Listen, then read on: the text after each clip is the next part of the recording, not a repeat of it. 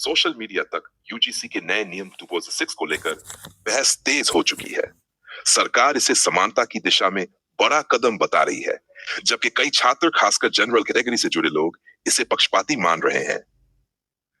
आइए सवाल जवाब के आसान फॉर्मेट में पूरा मामला समझते हैं। यूजीसी का नया नियम 226 क्या है? What is UGC new rule 226? जवाब, यूजीसी ने उच्च शिक्षण संस्थानों में जातिगत भेदभाव रोकने के लिए नए सख्त नियम लागू किए हैं। 13 जनवरी 2006 को promotion of equity in higher education institutions regulations 226 अधिसूचित किए गए। इसके तहत हर कॉलेज और यूनिवर्सिटी में इक्वल अपॉर्चुनिटी सेंटर बनेगा। इक्विटी कमेटी समता समिति बनाई जाएगी। एक इक्विटी स्क्वाड निगरानी करेगी। इनका उद्देश्य धर्म, जाति, लिंग, जन्म स्थान, दिव्यांगता या किसी भी पहचान के आधार पर होने वाले भेदभाव को रोकना है। खासतौर पर SC, ST, OBC, EWS और दिव्यांग छात्रों की सुरक्षा पर जोर दिया गया है। सवाल, नए नियमों के तहत कॉलेजों में क्या क्या अनिवार्य होगा? जवाब, नए नियमों के अनुसार हर संस्थान में equal opportunity centre, equity committee, अध्यक्ष होंगे कॉलेज प्रमुख, SC, ST, OBC, महिलाएं और दिव्यांग वर्ग के सदस्य अनिवार्य, समिति का कार्यकाल 2 साल, इक्विटी स्क्वाड, निगरानी के लिए शिकायत प्रक्रिया, डच और घंटे में बैठक, 20 दिनों में रिपोर्ट, नियम तोड़ने पर कॉलेज की ग्रांट, कोर्स और मान्यता तक प्रभावित हो सकती है। सवाल, पुराने नियमों में क्या बड़े बदलाव किए गए हैं?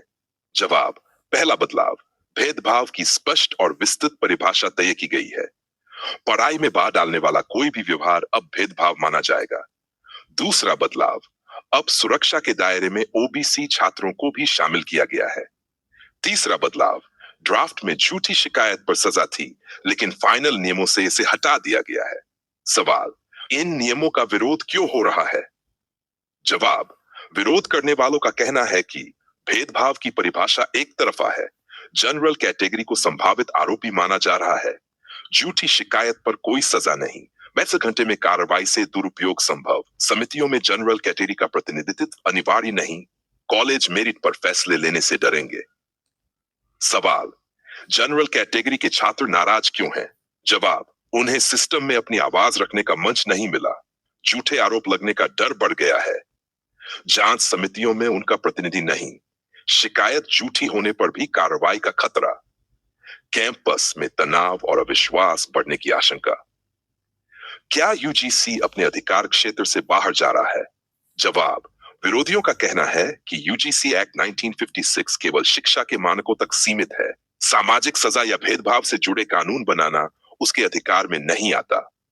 इसी आधार पर मामला सुप्रीम कोर्ट पहुंचा है।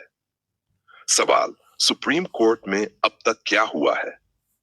जवाब, यूजीसी के नियमों को चुनौती देते हुए याचिका दायर की गई है।